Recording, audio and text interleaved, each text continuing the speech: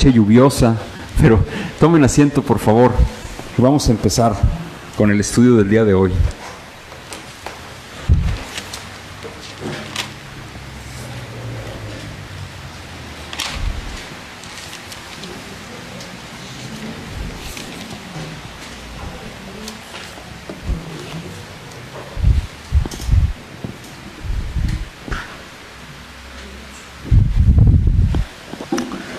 Bienvenidos.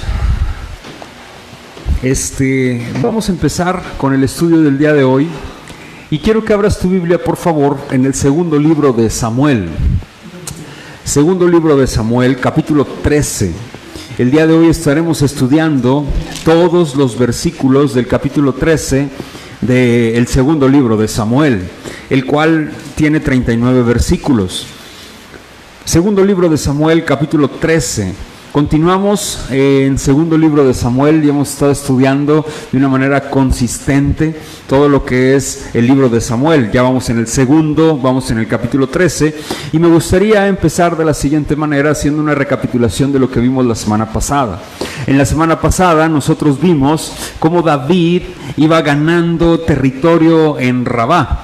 Vimos esta parte, pero también analizábamos algo, cómo se ensañó con sus enemigos, cómo se ensaña David y cómo se ensañó con sus adversarios, ¿no? Y esto es algo muy interesante porque veíamos y analizábamos desde la postura bíblica cómo esto, después de unos aproximadamente 2 años en los cuales había pasado esta circunstancia de que David había recibido misericordia por parte del Señor y que no había sido cualquier misericordia, puesto que David había cometido una atrocidad con Urías, y la esposa de Urías, que es Betsabé.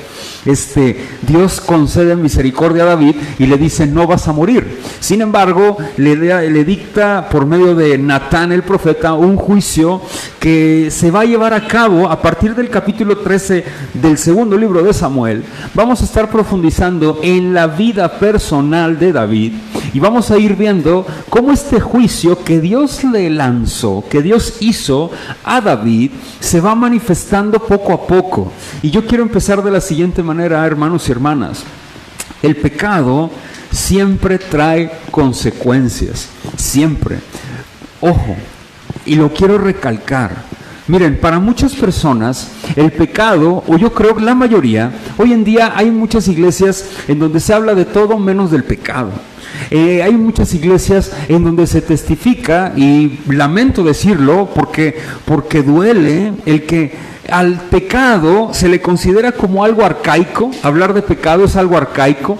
Hablar de la santidad es algo menospreciado dentro de las congregaciones, en algunas, no estoy generalizando. Sin embargo, es algo importante que no podemos solapar.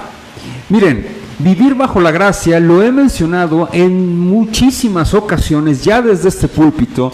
Vivir bajo la gracia o vivir bajo gracia no significa tener licencia para vivir en pecado de forma permanente y consistente. Eso no es vivir bajo la gracia. Vivir bajo la gracia es vivir bajo el señorío de Cristo.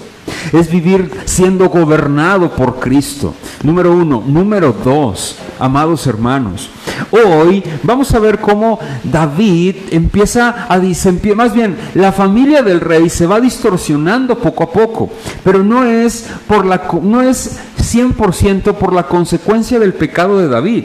Es porque David faltó y falló como padre dentro de su familia. Número 2. Y número 3, vamos a ver cómo esta acción que vamos a analizar en estos 39 versículos, vamos a hablar acerca de un incesto. Vamos a hablar acerca de una relación, una depravación sexual, pero no nada más eso, sino vamos a ver también de un asesinato, y vamos a hablar acerca de esto. ¿Por qué? Amada familia, miren, yo les quiero decir algo. El pecado, los malos pensamientos provienen ¿de dónde? ¿Tú sabes de dónde? Del corazón. Y eso lo dice nuestro Señor Jesucristo. Esto es muy importante. ¿Por qué?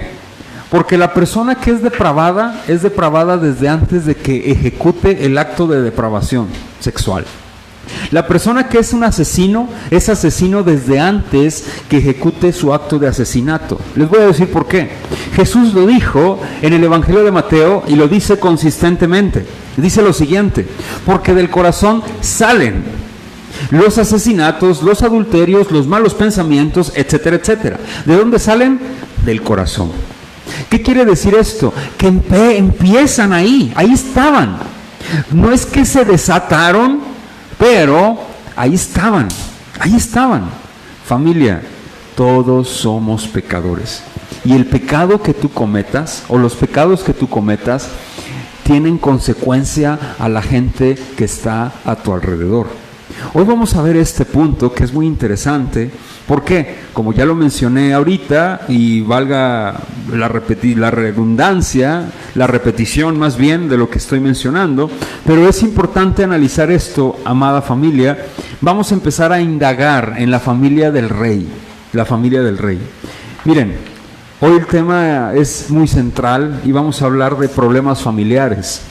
Y yo quiero mencionarte lo siguiente: en las familias hay situaciones difíciles y complicadas, ¿sí o no? ¿Mande?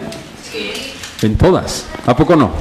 De hecho, veía un programa hace años, no sé si a ti te tocó, que se llamaba Hasta en las mejores familias, ¿no? Y hablaba de ese tipo de situaciones, de problemas y problemáticas, y salía una mujer ahí, no me acuerdo ni quién era, pero ahí salían discutiendo este tipo de situaciones, ¿no?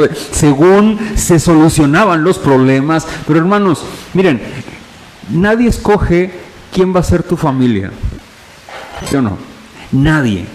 Nosotros llegamos a una familia y esa familia Dios le plació que naciéramos en esa familia, pero eso no nos exime ni nos exenta de que hay problemas dentro de las familias. En todas las familias hay problemas, sean cristianas o no sean cristianas, de alguna índole. Siempre va a haber problemas, algunos más grandes que otros, pero siempre va a haber problemas. Y lo peor que podemos hacer es escudarnos o echarle la culpa a un miembro de la familia por mi circunstancia actual.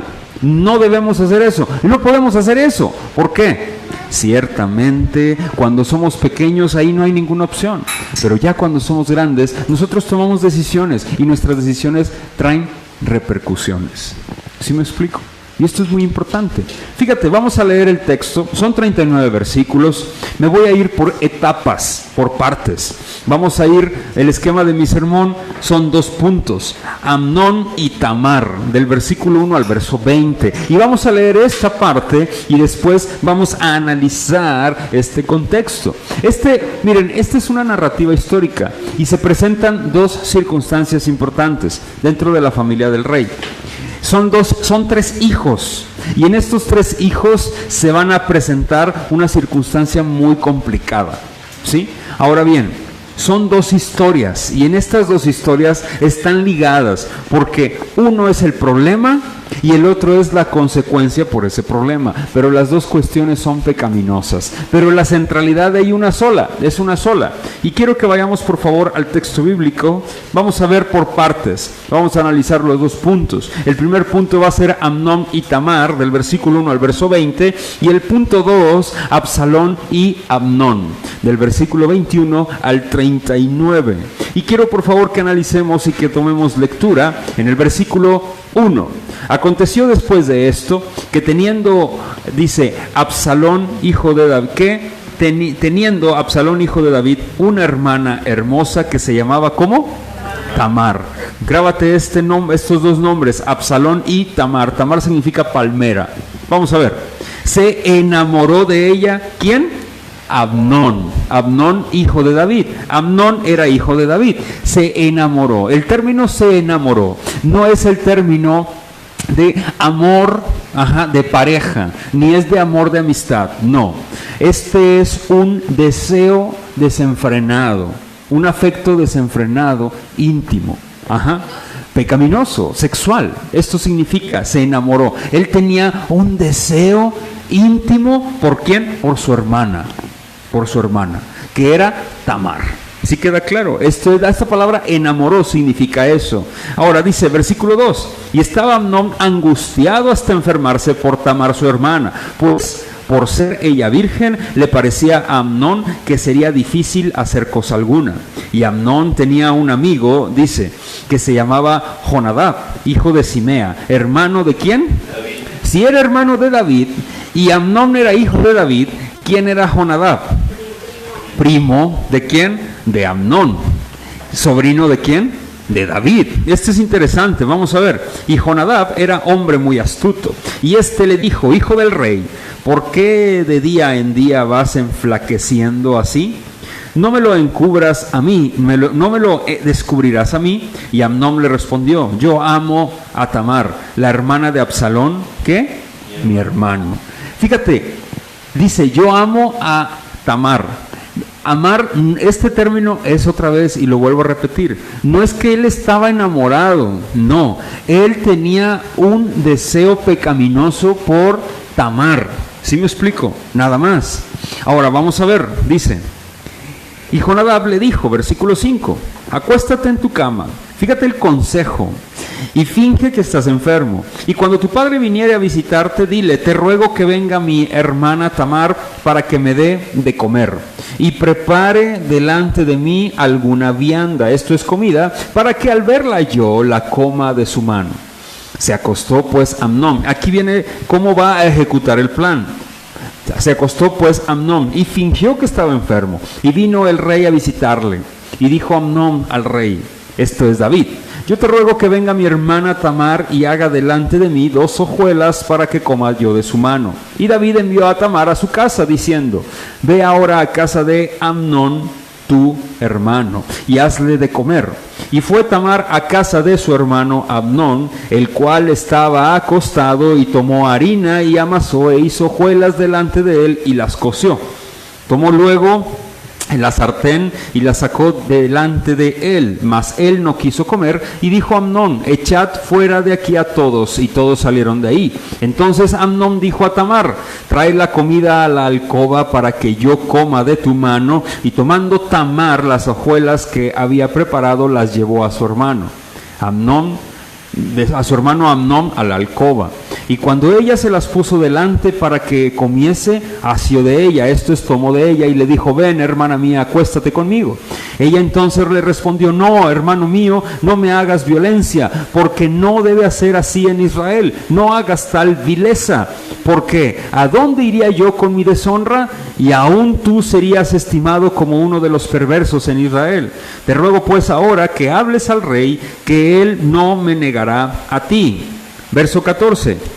Mas él no la quiso oír, sino que pudiendo más que ella, la forzó y se acostó con ella. Esto significa la violentó íntimamente. ¿Sí me explico? Versículo siguiente, verso 15. Luego la aborreció Amnón con tan gran aborrecimiento que el odio con que la aborreció fue mayor que el amor con que la había amado. Y le dijo a Amnón, levántate y vete. Y ella le respondió, no hay razón, mayor mal es este de arrojarme que el que me has hecho. Mas él no la quiso oír. Verso 17. Sino que llamando a su criado que le servía, le dijo, échame a esta fuera de aquí, y cierra tras ella la puerta.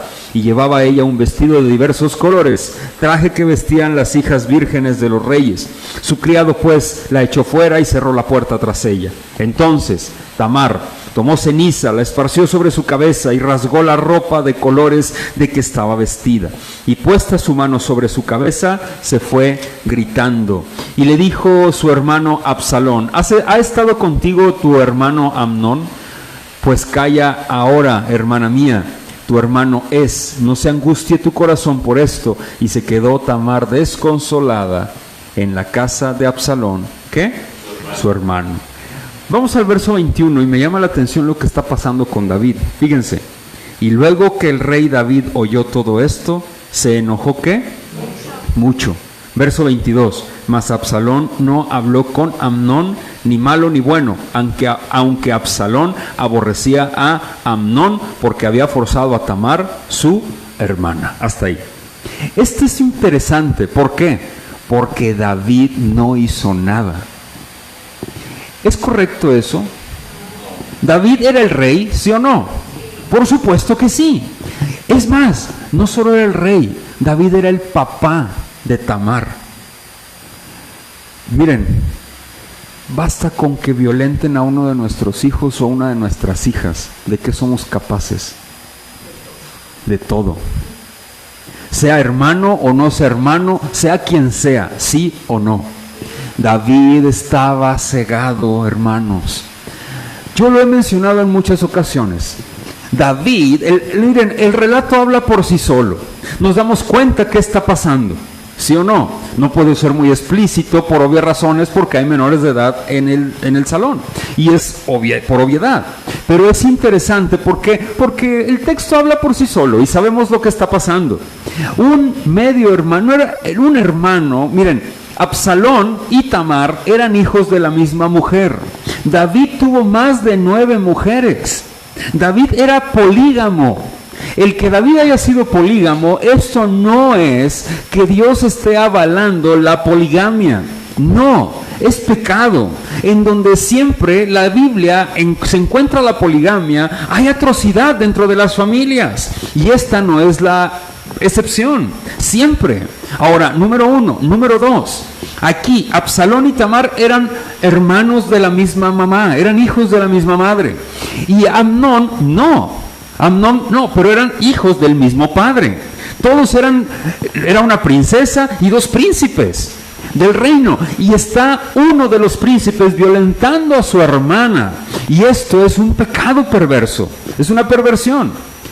Tamar le dice: hermano mío, no hagas tal vileza. Es más, habla con mi padre y mi padre no te negará, no me negará a ti. Algunos podremos decir: oye, pero tanta atrocidad, eso es un incesto, ese es un problema gravísimo. Imagínate que tú como padre, tu hijo venga y te diga: me entregas a mi hermana por esposa. ¡Ay, claro que no! Es una vileza. ¿Qué está pasando con Tamar? En su desesperación, leía en algunos comentarios, esta mujer está buscando por dónde escapar. No pudo. Fue forcejeada y fue forzada a tal vileza. Este hombre quería aprovecharse de esta mujer. ¿Qué es? El pecado depravado sexual por parte de Amnón. Este hombre ya era un depravado, desde el grado que él decía: estoy angustiado porque yo veo a mi propia hermana y tengo esta necesidad, este deseo perverso en mi corazón. Estoy agregando estas palabras. Él decía: estoy enamorado de mi hermana. No estaba enamorado. Y no sé si se fijaron en el texto, pero cuando él ejecuta la vileza que hizo, él aborrece a esta mujer. ¿Por qué? Porque él no estaba enamorado. Él lo único que quería era un momento para satisfacer sus deseos perversos y egoístas. ¿Sí me explico? Ahora, esto nos deja una enseñanza muy interesante a nosotros. Número 1, hermanos, el pecado puede tener una imagen de dulzura delante de nosotros, pero es como el azúcar. Mira, el azúcar tú la pruebas y si o no es rico. No sé, un pan dulce es rico, pero las personas lo pruebas, lo comes y después, si comes en exceso, ¿qué te pasa? te hace daño, ¿no? O sea, de repente hasta te sientes medio mareado si te comes unas 3 o 4 piezas de pan. ¿Por qué? Porque el azúcar se elevó y el azúcar empalaga. Esto es interesante, pero el pecado es muy similar a esto.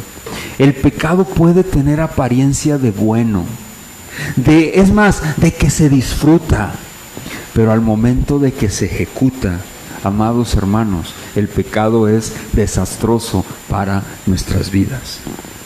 Me gustaba una frase de un pastor y decía: ten mucho cuidado, hablando de los varones y de las mujeres, en este pecado sexual, no de adulterio. Él decía: tengamos mucho cuidado. No despreciemos a nuestros hogares, ni los desvaloremos por 5 o 10 minutos de lujuria y perversión, porque ahí se acaba absolutamente toda tu vida. Y es una realidad, toda tu vida se acaba por un pecado. Se distorsiona tu vida y se acaba. Le pasó esto a Amnón. El rey se enojó, pero el rey David no hizo absolutamente nada. Y esto me queda claro que David tenía problemas para dirigir a su familia. Gravemente. Más adelante lo vamos a ver. Amnón era el hijo primogénito de David. Es interesante mencionarlo. Después viene otro más y el tercer hijo era Absalón. Absalón era uno de los favoritos de David. Amnón también. Y fíjate lo que sucedió. Por ser hijo favorito, lo que está aconteciendo hoy. Número 1. Número 2. David, no le puso freno al pecado de Amnón. Amnón, no por haber ejecutado tal vileza, quiere decir que él era un depravado. No, Amnón ya era depravado antes de ejecutar este pecado. Y el pecado, amados hermanos, se encuentra en el corazón, adentro de nosotros. Quiero que vayamos a un texto secundario y que me acompañes, por favor, porque esto lo menciona nuestro Señor Jesucristo. Mateo, por favor, capítulo 5, Evangelio de Mateo, capítulo 5. Evangelio de Mateo, capítulo 5.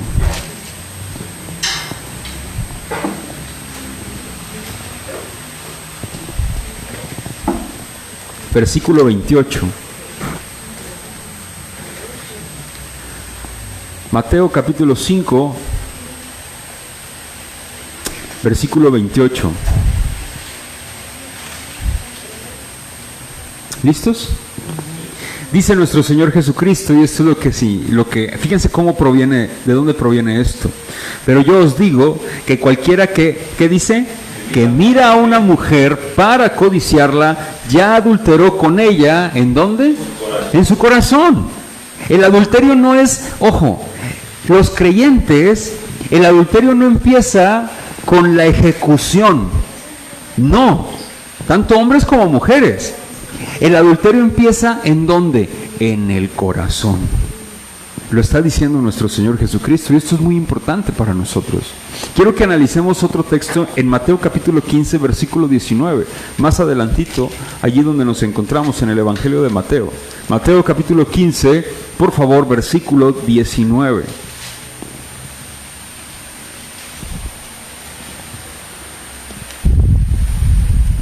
Mateo capítulo 15. Porque ¿del dónde? Salen los malos pensamientos, los homicidios, los adulterios, las fornicaciones, los hurtos, los robos, los falsos testimonios, las blasfemias. Estas cosas son las que contaminan al hombre, pero el comer con la mano sin lavar no contamina al hombre. Jesús es muy interesante porque él menciona del corazón. No dice que ya ejecutado, dice de dónde salen, del corazón. Y del corazón no me refiero al músculo, me refiero al ser a nosotros internamente, a quien somos en realidad. Hermanos, luego aparecen en las noticias, no sé si tú has visto, asesino fulano de tal, mató a tal persona o mató a tal. No es que él sea asesino porque ejecutó el asesinato, él ya era asesino en su corazón.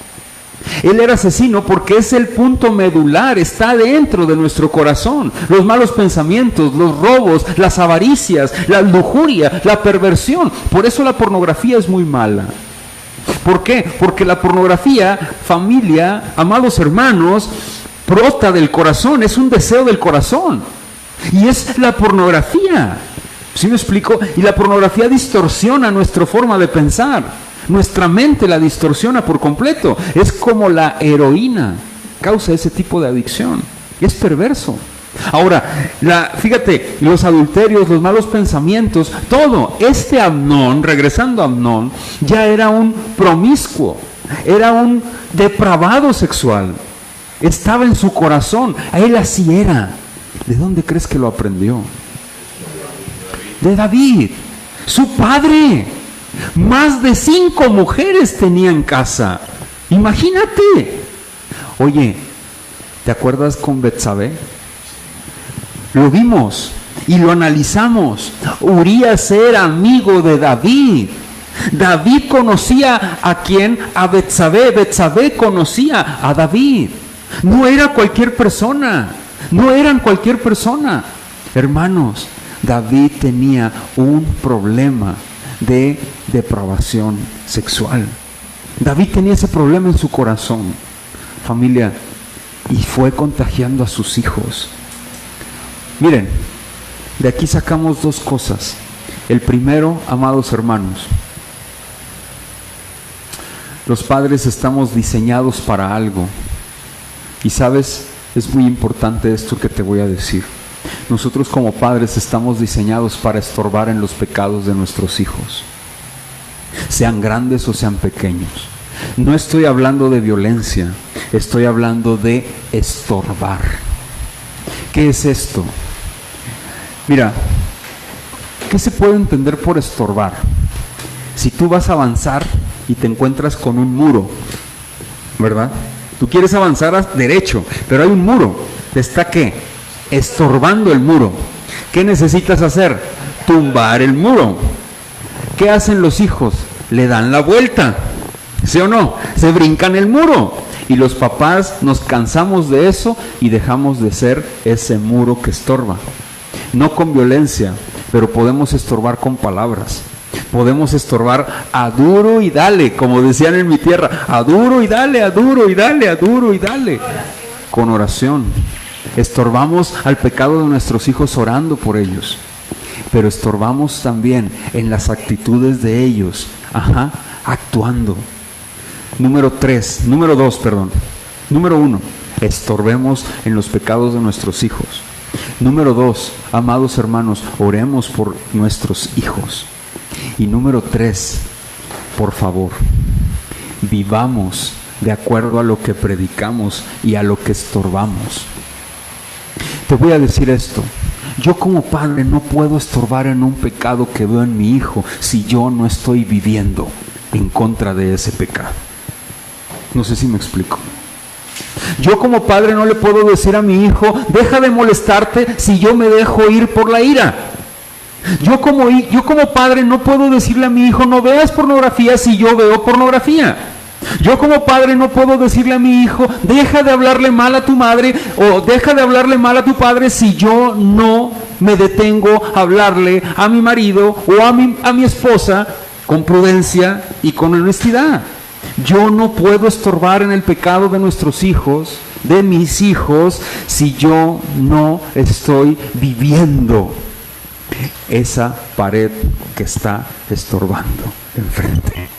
David, ¿cómo tenía el valor para enfrentarse con Amnón y decirle, ¿qué hiciste? No hagas eso. Si él lo acababa de hacer con Betsabé. Es más, ¿tú crees que la familia de David no se dio cuenta de lo que hizo David? Tuvieron un hijo, se casaron y tuvieron otro hijo. Entonces, si me explico, ¿con qué cara? Porque los hijos de David, te aseguro que conocían a su tío Urías. Y dices, ¿cómo su tío? Hermanos, Urías era de las personas más allegadas al rey, junto con Joab. ¿Sí me explico? Probablemente se llamaban como parientes desde la cueva de Adulam. Estaban juntos, imagínate. Amnón se dio cuenta de todo lo que sucedió con Betsabé. ¿Con qué cara David le iba a estorbar al pecado de Amnón? No podía. Ojo, David no ejerció justicia para con su hijo Amnón, ni mucho menos con Tamar. ¿Cómo iba a decirle a Tamar, hija mía, ven y refúgiate en los brazos de tu padre, yo te cuidaré? ¿Cómo? Si David era también de la misma calaña como Amnón, y estaba y padecía de esto. Quiero irme ahora a otro punto que es muy interesante, Absalón y Amnón. Vamos a regresar por favor al texto del segundo libro de Samuel, y hoy vamos a leer del versículo 23 en adelante. Aconteció, pasados ¿cuántos? 2 años. Fíjense, en segundo libro de Samuel 13:23, vamos a otra historia. Vamos a dejar esta historia de Amnón con Tamar y Absalón, y ahí la ponemos. Y David, versículo 23, segundo de Samuel 13. Aconteció, pasados ¿cuántos? 2 años. 2 años, hermanos. 2 años. Fíjense, 2 años que Absalón tenía esquiladores en Baal Azor. que está junto a Efraín, y convidó a Absalón a todos los hijos del rey. Y vino Absalón al rey y dijo: He aquí tu siervo tiene ahora esquiladores. Yo ruego que venga el rey y sus siervos con tu siervo. Y respondió el rey a Absalón: No, hijo mío, no vamos todos para que no te seamos gravosos. Y aunque, dice, porfió con él, no quiso ir, mas le bendijo. Esto significa le insistió, o sea, Absalón le insistió, pero él no quiso ir, David no quiso ir. Entonces lo bendijo y se fue. Entonces dijo Absalón: Pues si no, te ruego que venga con nosotros Amnón, mi hermano. Y el rey le respondió: ¿Para qué ha de ir contigo? Pero como a Absalón le importaba, le importunaba, dejó ir con él a Amnón y a todos los hijos del rey. Absalón había dado orden a sus criados diciendo: Os ruego que miréis cuando el corazón de Amnón esté alegre por el vino, y al decir yo: herid a Amnón, entonces matadle, y no temáis, pues yo os lo he mandado. Esforzaos pues y sed valientes. Y los criados de Absalón hicieron con Amnón como Absalón les había mandado. Entonces se levantaron todos los hijos del rey y montaron cada uno en su mula y huyeron. Estando ellos aún en el camino, llegó a David el rumor que decía: Absalón ha dado muerte a todos los hijos del rey, y ninguno de ellos ha quedado. Entonces levantándose David rasgó sus vestidos y se echó en tierra, y todos sus criados que estaban junto a él también rasgaron sus vestidos. Pero Jonadab, hijo de Simea, hermano de David, habló y dijo: No diga mi señor que ha dado muerte a todos los jóvenes hijos del rey, pues solo Amnón ha sido muerto, porque por mandato de Absalón esto había sido determinado desde el día que Amnón forzó a Tamar su hermana. Por tanto, ahora no ponga mi señor el rey en el corazón ese rumor que dice: todos los hijos del rey han sido muertos, porque solo Amnón ha sido muerto. Y Absalón huyó. Entre tanto, alzando sus ojos, el joven que estaba de atalaya, esto es, en el mirador, y estaba vigilando en el reino, miró, y aquí mucha gente que venía por el camino a sus espaldas, del lado del monte. Y dijo Jonadab al rey: He allí los hijos del rey que vienen, es así como tu siervo ha dicho. Cuando el rey acabó de hablar, he aquí los hijos del rey que vinieron, y alzando su voz lloraron, y también el mismo rey y todos sus siervos lloraron con muy grandes lamentos. Mas Absalón huyó y se fue a Talmai, hijo de Amiud, rey de Gesur. El rey de Gesur era abuelo de Absalón. Y David lloraba por su hijo todos los días. Así huyó Absalón y se fue a Gesur. Estuvo allá 3 años. Y el rey David deseaba ver a Absalón, pues ya estaba consolado acerca de Amnón, que había muerto. Amnón y Absalón. ¿Qué pasó con Amnón? Su hermano, ¿quién? Absalón, lo mató. ¿Por qué? Porque había abusado. ¿De quién? De Tamar, de su hermana. Esto es bien interesante, ¿eh? Porque Absalón era un asesino. Ojo, tú puedes decir: bueno, pero ejecutó juicio. ¿Sí me explico? Oye, defendiendo a su hermana. Pero no le correspondía a él como príncipe. ¿A quién le correspondía? A David. A David. A David, el rey. ¿Y David qué hizo? Nada. Nada. Y eso, amada familia, es desastroso. ¿Te fijas lo importante que es que uno como padre obstruya en los pecados de los hijos, aunque estén grandes? ¿Te fijas? Si David hubiera obstruido en el pecado de Amnón y le hubiera dado sentencia justa, no hubiera muerto. ¿Sí me explico? Y Tamar hubiera sido consolada por su mismo padre, ¿sí? Y no nada más eso, Absalón hubiera dicho: bien, hay un juicio justo en este reino, pero no es así. ¿Y qué pasa? Porque cayó un padre. Ya déjate un rey, cayó un padre. La familia empieza a desmoronarse.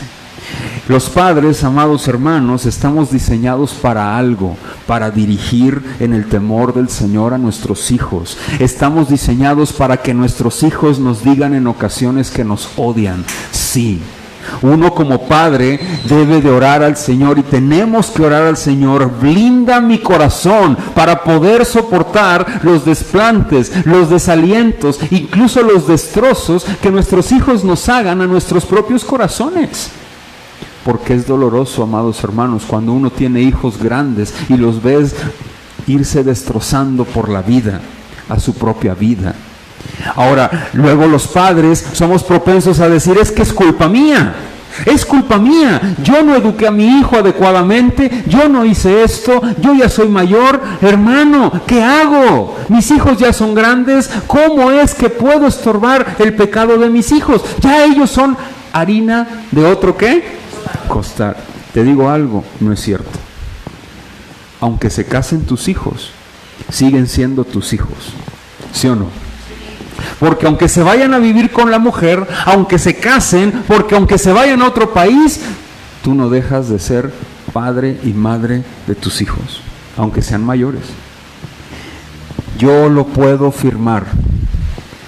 Una madre, aunque tenga 80 años, sus niños, sus hijos, aunque ya tengan 50, siguen siendo sus niños, ¿sí o no?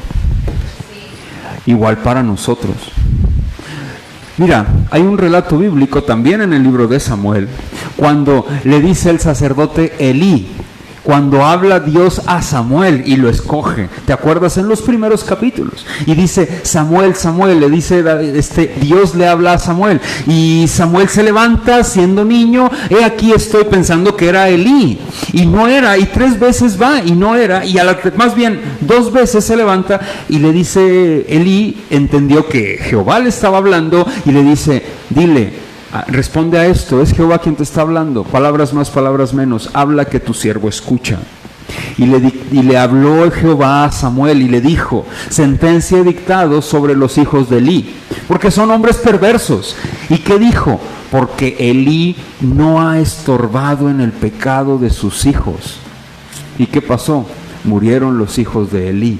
¿Por qué? Porque Elí no estorbó en el pecado de sus hijos. ¿Qué pasa, hermanos? Es que ya son grandes, hermano, no puedo corregir. No, pero sí puedes seguir estorbando en el pecado de los hijos. Es que si les digo algo me van a dejar de hablar. Hermano, hermana, ora por tus hijos.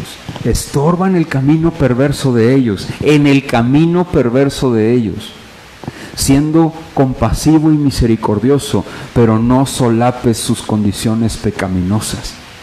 ¿Por qué? Aquí tenemos un ejemplo.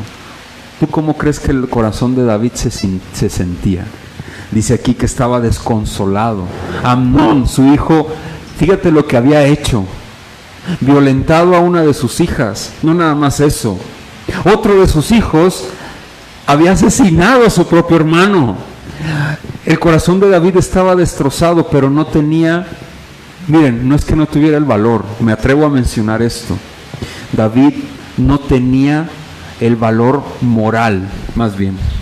O sea, vaya, moralmente él no podía pararse enfrente de sus hijos y decir, no hagan eso.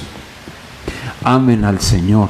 Aunque David amaba al Señor, pero tenía temor, porque él en su mismo actuar no vivía como esa roca firme para su familia.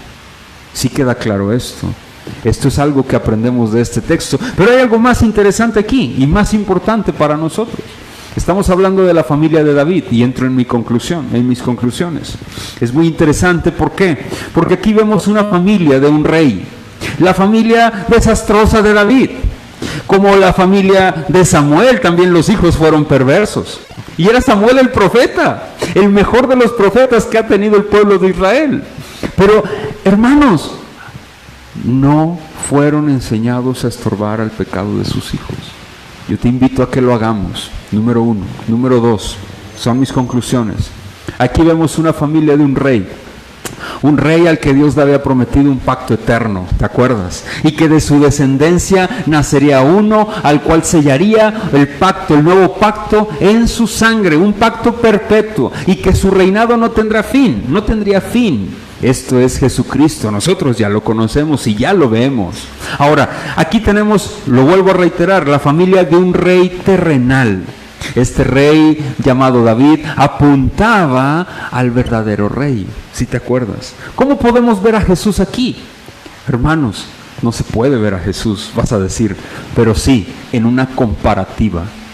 Nosotros somos una familia de un rey. ¿Tú sabías eso? Aquellos que nosotros, Dios nos ha dado vida. Fíjate, quiero que vayamos al Evangelio de Juan, por favor, en el capítulo número 1. Evangelio de Juan, capítulo 1, si me haces el grandísimo favor. En lo que llamamos Nuevo Testamento, Juan capítulo 1, versículo 12.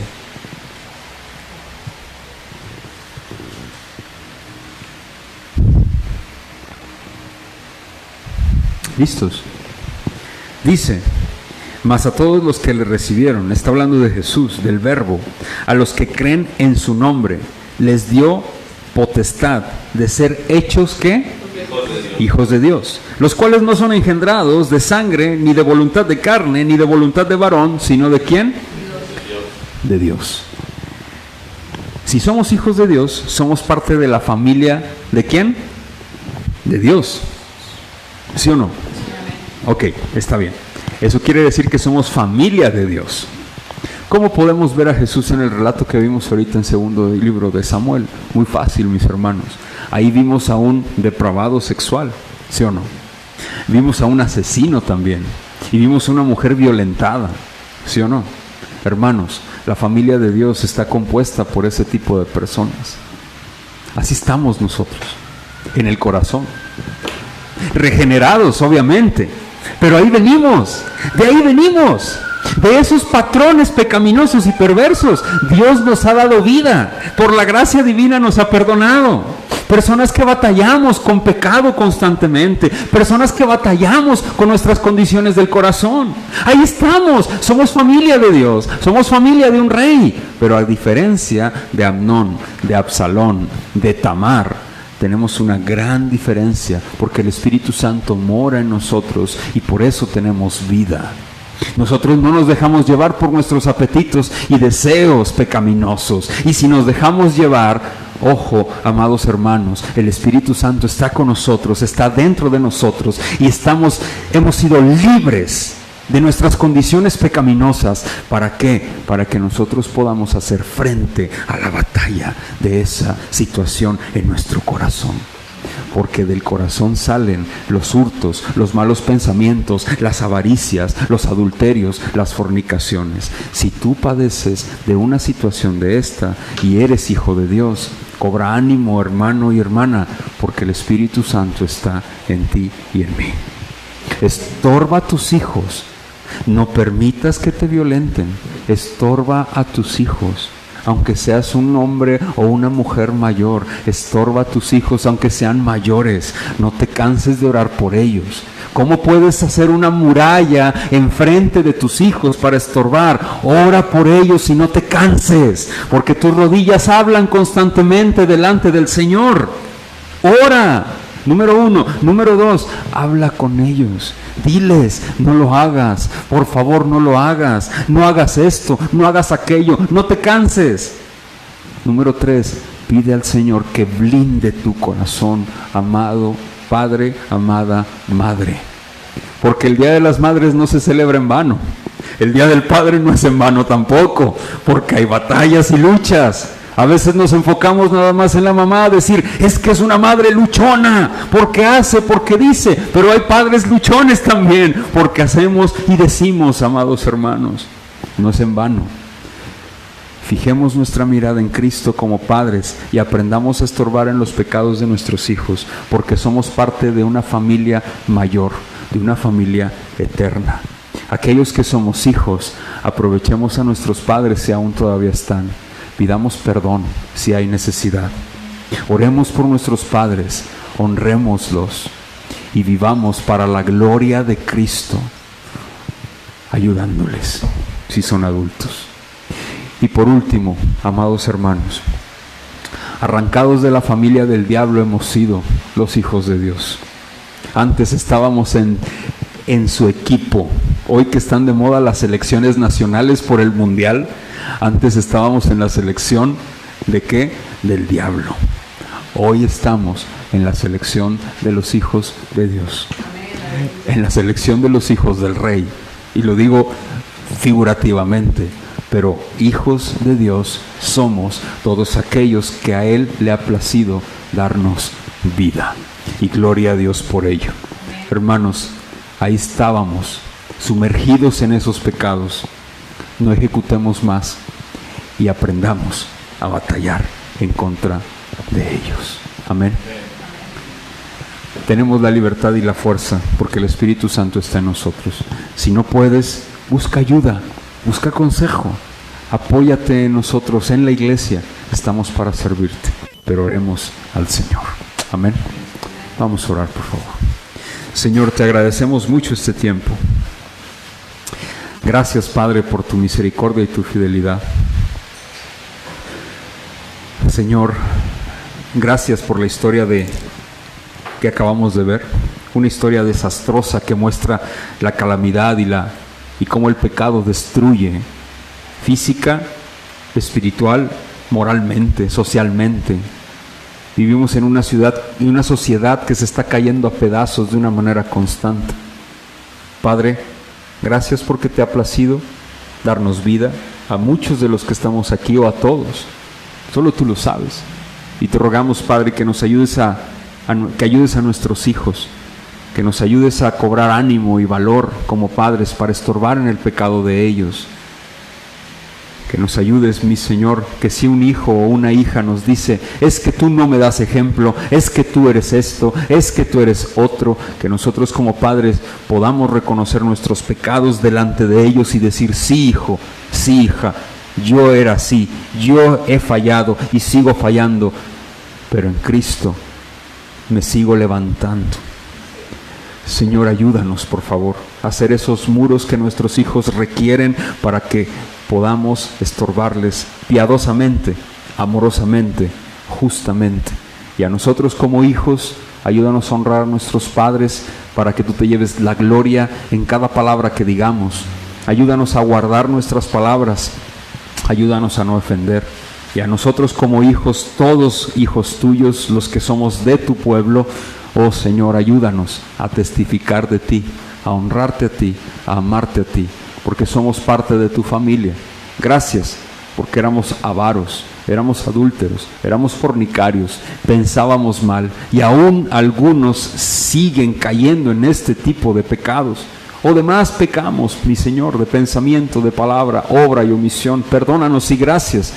Ayúdanos, gracias porque estamos contigo, y ayúdanos a seguir batallando con nuestros pecados, a seguir firmes en tu presencia. En el nombre de Cristo Jesús, gracias por este tiempo, y Espíritu Santo, clamamos a ti. Amén y amén. Amados hermanos, vamos a ponernos de pie, por favor, para concluir con el estudio del día de hoy. Si alguno trae alguna ofrenda, la puede dejar en la cajita que está a la entrada, y antes vamos a orar por ellos también, y para despedir, que el Señor guarde nuestra salida. Vamos a orar. Señor, te damos gracias por este tiempo, gracias por tu provisión y tu amor. Estamos en tus manos. Sé tú tomando el control de nuestros pensamientos, de nuestra vida. En tus manos las ofrendas, bendícelas. Te pedimos que tú nos ayudes en la administración de las mismas para que podamos continuar con el extendimiento de tu reino. Líbranos de la avaricia, ayúdanos a administrarlas adecuadamente y ayúdanos, por favor, a seguir creciendo en la piedad. Gracias, guárdanos, por favor, de las inclemencias del tiempo y protégenos, mi Dios, de cualquier peligro que podamos ser expuestos. Por favor, ayúdanos, y gracias por los medios, y gracias porque pudimos estar aquí presentes. En tu nombre, Cristo, nosotros oramos y decimos, familia, amén. Que la gracia del Señor sea contigo. Si el Señor lo permite, nos vemos el domingo al mediodía. También, mujeres, 4